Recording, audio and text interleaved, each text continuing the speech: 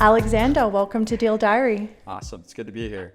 I'm excited. Happy Friday. Happy Friday. So Alexander, you're a serial entrepreneur. Over the last decade, you've done 2 roll-ups. I'm really excited for you to share all of your M&A experience. Let's start with your first, kind of roll-up in the franchise world. How did you get started? Take us back. What year was it? And how did you want to buy a franchise? First of all, it's good to be here. It's exciting to hang out and spend quality time and share my story and be part of, feel like I'm part of the community in Arizona with you. And our story is interesting too on how we connected and felt like we had a lot in common, right? Yeah. So, but my story is simple. I grew up, not very well off. My first corporate job was Verizon Wireless. I realized being there for 3 years, so I was there from 2010 to 2013, that I was naturally good at one thing, or 2 things I would say. The first one was I was willing to work harder than anyone else. Yeah. Not really take a day off. And the second thing was I was really good at sales and connecting and finding that value. And so within a short period of time, I was promoted a few times, and remember specifically a day where I tried to sell business. It was a business account that I'd been working for 2 years, and there was the opportunity to sell about $70,000 worth of revenue for Verizon. But the catcher was that I didn't want to do it on the last day of the month because I had already hit my quota of the top commission I could get, right? And they capped you at a certain point. It didn't really matter how good you were. Long story short, I argued with the managers of doing this deal and just waiting one more day to be able to hit my commission quota for the entire month off of a single transaction. And they told me that they would make it up to me, but they really wanted me to do it for the good of the team and Verizon and for the district offices that were there. So I ended up doing it, and they didn't even give me the gift card or everything else that they had promised. Yeah. Yeah. So I remember after that time that no one was going to value me as much as I brought that value, more than myself. So the only person I'm going to appreciate and have control over my destiny was really just me. And it didn't matter how much value I gave to someone else. I would never be able to receive that risk reward, unless it was me doing it on myself. Like I was betting on myself essentially. And so I got a small business loan in 2013. That small business loan was for a franchise. Funny enough, I was actually looking at a food franchise. I was looking at Subway and a couple of others. Realized how bad that was, those profit margins. Yeah.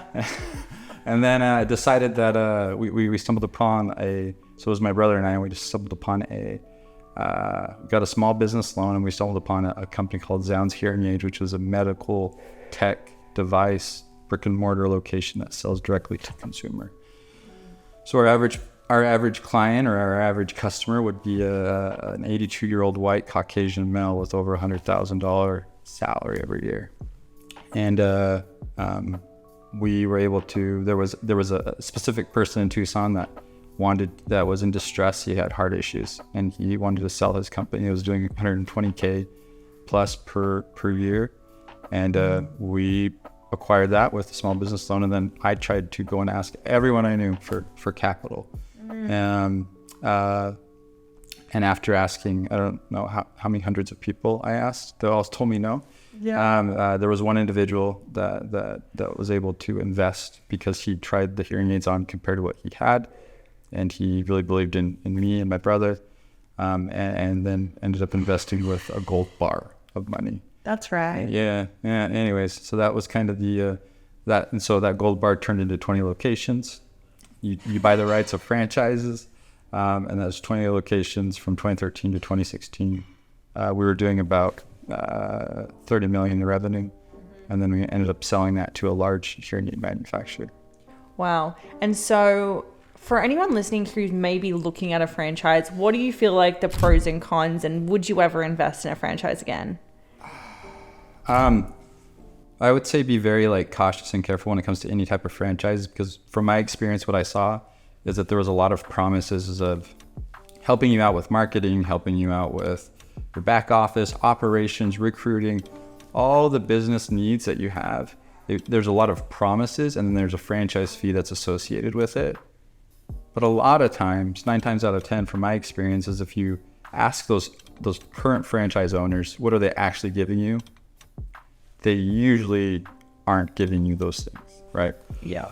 And it's because they're focused on a different initiative, or they're focused on their own internal corporate locations, or whatever it may be. That a lot of times, I'm not saying all franchises are like this, but a lot of times, from my experience, and definitely what happened with Zounds, was the fact that there were the single or double franchise owner location individuals, franchisees, they tend to be on the back burner. And so they would have to get very creative on how to like make enough money. And then when you have all these other fees, it's not an option to pay a franchise. Yeah. Right? The franchise is also providing you with the hearing aids, so the devices to sell. Yeah. And so I would suggest that you do a lot of due diligence on the existing owners and the franchise fee model. But 9 times out of 10, you can learn that model and then generally do better yourself on having somewhat of a network that is also doing it, instead of paying a franchise model.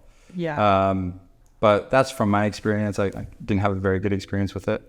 I do believe that it's like very good as far as a new industry, that if you don't understand it very well, jumping in via franchise model is not a bad idea, because you already have that cookie cutter model that they can try to help you with, which expedites it. It's kind of like, it's like idiot proof in a way, a franchise. It's like you have to be a really bad operator to fuck it up, because they give you all the pieces. But then when it comes from a scalability point of view, and then also being able to make your brand and your back end operations your own, you don't have that freedom. So what was the multiple looking after 20 locations, 20 million in rev? How much, what was the multiple? Yeah, so I mean, it wasn't very good. There was one thing that was happening in the hearing aid industry during that time, which was that the hearing aid manufacturers told the middlemen, the people selling the hearing aids, whether that's an audiologist or the brick and mortar locations like us, that the hearing aid manufacturers promised they would never get into the cells. They would only make it, and then they would always have these relationships with the distributors of the hearing aids. Because the biggest fear was that they were making a $200 hearing aid and they could sell it themselves for $2,000 to $3,000 and not need the middleman anymore. Of course. Right? And that's hence why hearing aids are so damn expensive, is the fact that like they make them for $200. It's the same technology as your cell phone, right? And they say their cost is $200, could be less. And then you need to sell them. But when you do sell, it's like a doctor's office appointment, where it's like you have to do a hearing test, a hearing screening, you have to fit them to the hearing test, then you have to walk a somewhat difficult patient that's older, that's not very tech savvy, through the process of learning how to navigate in real life. So there's a lot of customer services associated with that as well. So it's just not a very easy sales process. It usually takes 2 hours to go through that whole process. And so if they don't say yes, that they want it, it's also really hard, right? Yeah. But long story short, we sold for 2.5 times multiple, and that was to a manufacturer that promised they would never, jump into that space again, which they did. Wow. And so do you think that the multiple was because of the franchise compared to your next exit? I think a lot of times with multiples, because my biggest exit, which was Haven, was far different. And I think that one thing that I learned was that there's a timing for exits. And there is somewhat of a luck associated with it. And there's also a revenue multiple that you need to hit in order to get that highest amount. Right. But it was not a very good time to sell when we sold, because there was a lot of like fear in that industry. And there was also a lot of competition. So a lot of people were essentially also trying to sell. Right. And so the cost of getting the cost of a client, the marketing expenses, like every year would be thousands of dollars more for us. So it's like every year our marketing expense would be a full page ad in the newspaper, and that newspaper just kept charging every year higher. And so the overhead cost was getting higher, the marketing cost was getting higher, everything was getting higher, and then the revenue is essentially going down, right? Because profit margins are worse. That makes sense. And so anyone out there that's like, okay, I want to do what Xander did. I want to do a roll-up strategy. Maybe it's not with a franchise, but what would you say, like, if you were projecting out, okay, over the next 10 years, I want to acquire 2 businesses a year, what would you say to that person? Ooh, that's a great question. So I would, first of all, if, I could turn back the time and try to do it all over again with 2 new companies per year, right? I would say that, first of all, find something that has, make sure that it's an industry that you understand well. And if you don't understand that industry and you just think it sounds sexy or fun or good to you, then maybe you need to be a mentee and find that right mentor. After, 2 to 3 years, you'll have a really good feel of that industry. And I would even suggest that it's a bridge business for your 9-to-5 job that you have. You shouldn't risk, your 9-to-5 salary for, especially if you're father, all these other things, like in order to have the side hustle of something that you feel like is going to be much better long-term, because you have no idea how that's going to play out, what that industry is going to look like. But I would suggest that if you do that mentor ship and be a mentee, really learn the ropes from somebody that's like done it the last, I don't even know, 2 decades, whatever, that has built and sold multiple companies. That's the individual you want to find, right? And offer to help them for free. And in that, you can start to acquire and or get equity. I wouldn't trade my time for money. I would trade my time for equity and get leverage. And in that equity, I would essentially have it in those companies that I'm interested in over the long period of time. And I'd offer any type of like advisory, extra help on business growth or building the product itself. Yeah. And then from there, that's how you get leverage. You'd have equity, you'd have leverage with the business growth, and that's how you scale. What would you say to someone that maybe had, in our community, like there's a lot of people that have done either a first or a second acquisition, and maybe they don't really understand the whole roll-up process and what these large PE firms really look for. So going back in time, now with 2 exits under your belt that have been very successful, what kind of tricks of the trade do we need to know? The biggest game changer for me was when I did Haven, the mergers and acquisition process in Haven. And it was because I identified that these bigger groups, they look for specific new industries to diverse their portfolio. So for example, if you have a big family office or a $2 billion fund guy family that's essentially made all of their money in tech, sometimes what they try to do, especially when they're worried about a recession, is they'll say, okay, I need to get into healthcare, right? And so I met some of those people, and what they look for is they look for industry experts, right? And they look for real revenue. And so if you have that expertise, or you know of somebody that has that expertise, a lot of times you can ask them, what are you looking for in healthcare? And they may say something as straightforward as 10 dentist offices is what we're looking for. And then that becomes a very different game changer because you're using a lot of their money, right? And that helps you scale. And then on top of that, you already have the industry knowledge. And I feel like that's one thing that I wish I would have known, is that you don't have to necessarily use your own money, or you don't have to just do sweat equity for 3 or 4 years and be poor. Yeah, that's not the vibe. No, it's not fun. No one enjoys that, right? And I feel like that there is always try to use money, raise capital, and the best 2 forms of that is by either debt, right, or equity, and finding those right people that will invest into you, that love that model, but also have a lot of money or a lot of runway for you as well, because it helps scale, helps acquire, helps make everything much easier. And that was a big difference between Zounds and Haven. We had revolving credit, big groups of people that always wanted to help us either do a startup and grow it, or acquire one that was struggling. Yeah. I think that leads to a great next question. Like if, maybe you have just used a lot of debt, or maybe you used like seller financing in the past, and it kind of makes you nervous to get into bed with an investor.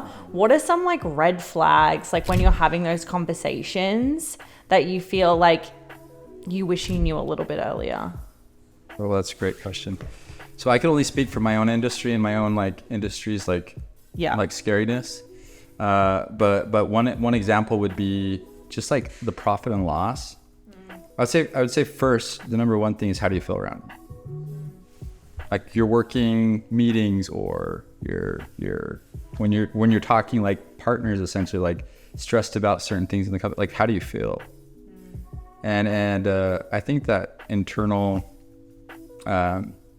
radar that you have, there's a really good indicator of what you feel like that person is, or that relationship will be like.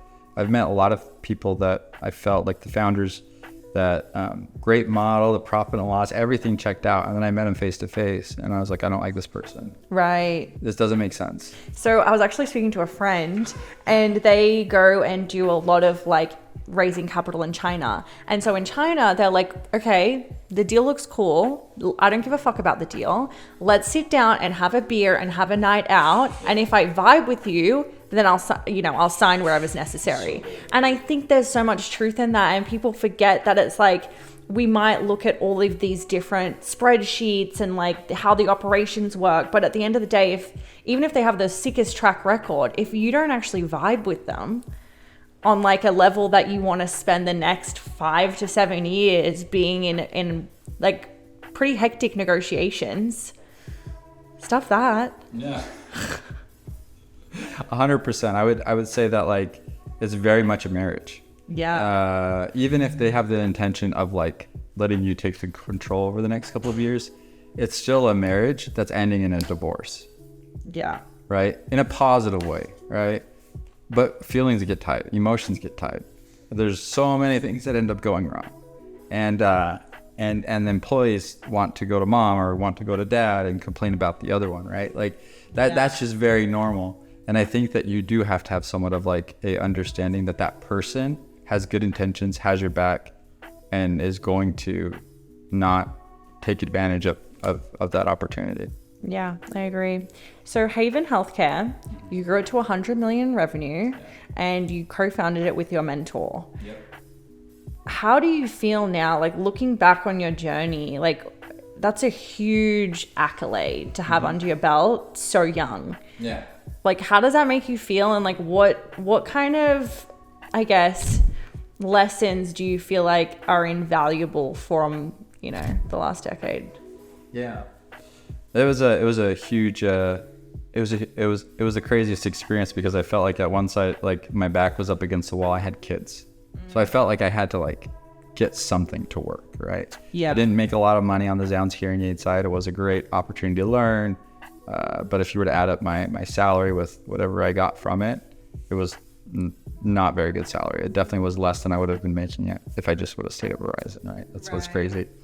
But the knowledge, the understanding, the relationships, that experience was, it's hard to quantify that. That was much better, right? Yeah.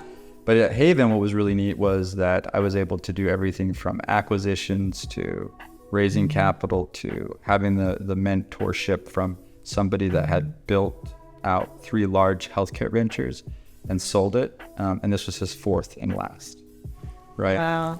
And so I was super lucky to end up running into him. That was in Florida when I was doing the hearing aids. And I was able to learn a whole different level of scaling and acquiring and growing. And one thing that I learned was that at each point, this is as crazy as it sounds, but like, so we had the hearing aid locations that were in Arizona, and we use those locations to start the new home health companies, because they each need a license through the state of Arizona. And at one point, we had 16 different licenses in Arizona, and I felt all of them were going to fail because of payroll, right? That it was just like they had been going on for 1.5 years. It takes like a year to get your license. And so then you can start billing about 2 months after that. And so you start pretty negative in the hole if you're doing a startup. or you can buy a license for a couple $100,000. That's how you start billing Medicare, right? And there's a very limited amount. And I remember like one conversation that I had with my mentor. His name was Kevin, and he's like, what are we gonna do? We got maybe one more payroll, 2 more payrolls, and then we need to start closing locations. Sure. And that's like, you're like, you got like 2.5 years into something. You think it's gonna be good, right? You have a bunch of employees, and it was, I feel like multiple months before that, I kept telling them, this month we're going to have more revenue because we're going to have all these other referrals coming in. Meaning, patients giving us referrals to do the home health at their home. And there was just some amazing timing, some amazing magic that happened that like one home health company in Tucson went under, and we got all of their employees, and we got all of these new patients. And it was like, so there was a little bit of luck there, but I also interviewed all of them. And we hired all of them, and then it started like turning out like $500K per month as far as revenue. So they just started like killing it, and then one thing led to another, which led to another office, which led to another office, and then we were able to turn it around. But I would say it was much different because I felt like I didn't have a choice. I had to make it successful. There was luck that was also associated. But it was also just the overwhelming sensation of like having a mentor that still believed in you, saying, hey, if we stick to it, we can make it happen. Like, this is how it happens. And then having somewhat of like the tenacity or tenaciousness to like stick in it for 2.5 years and not make any money, and say, okay, at some point we'll hopefully make some money from it. And then all of a sudden, sure enough, we started making money.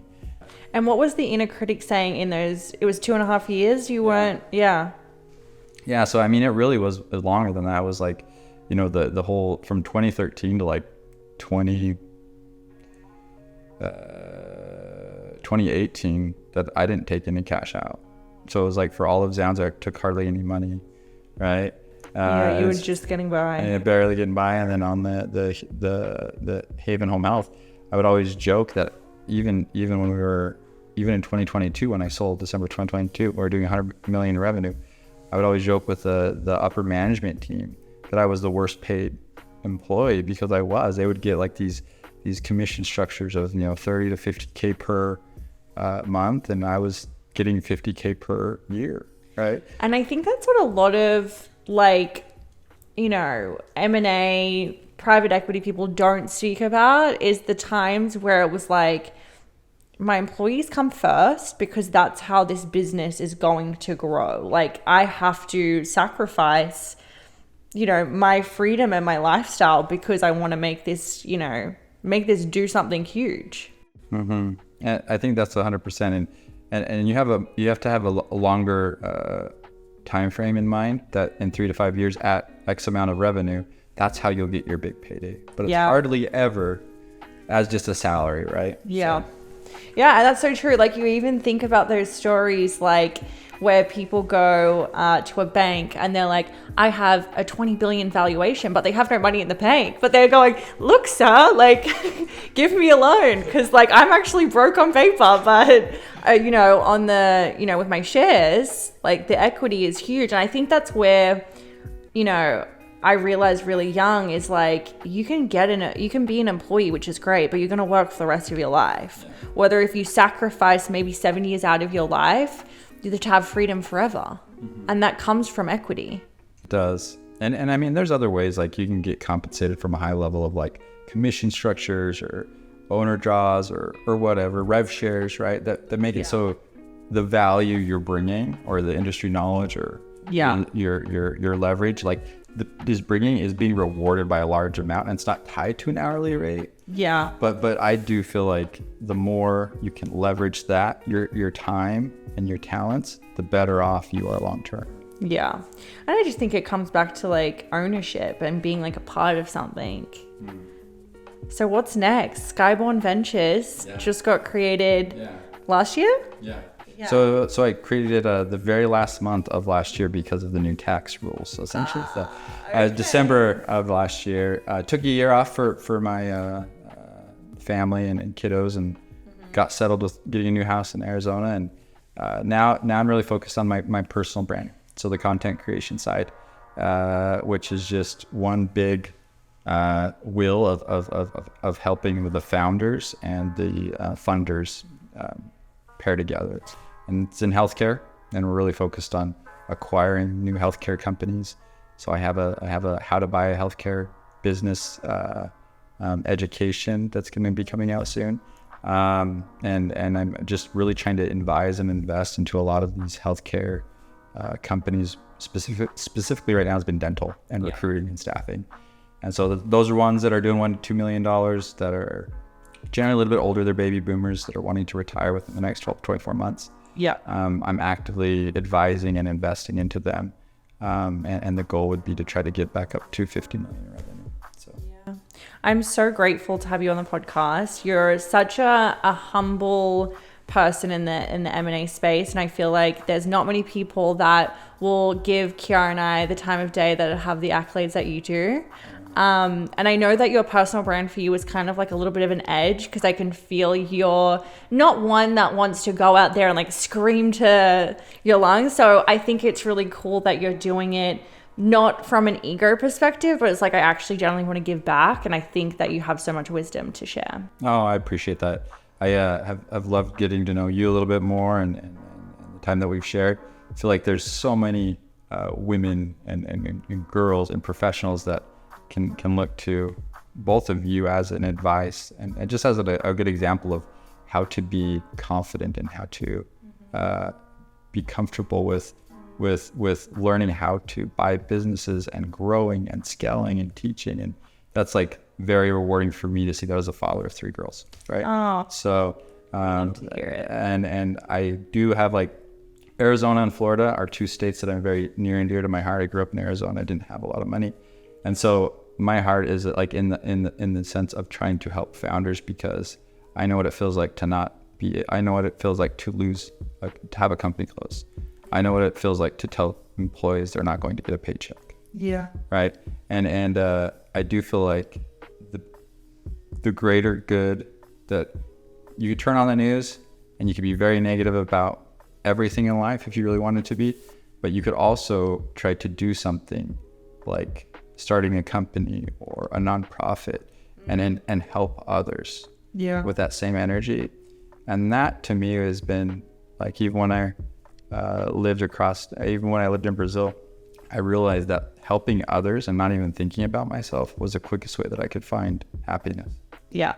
And so I think that's the next 5 to 10 years, is really trying to help the people in Arizona and Florida, both on the founders healthcare side and then the investor side. And hopefully we can do some fun stuff together too. Yeah, definitely. And so your new podcast is coming out hopefully in June. So technically it's out. I just don't have it live on YouTube. Okay. But June, I'm going to be releasing the first content. So I've been secretly saving it for the last year. I feel like all this content I've been doing. So we're launching that in June 1st. Yeah. Okay, amazing. So we're going to link all of that below. Yes. And I can't wait to have you on the podcast later in the next season, because I feel like I'm excited to just hear where Skybourne Ventures lands. Oh, thank you so much, Ella. It's been a pleasure. So. Thank you. Yeah. Uh-huh.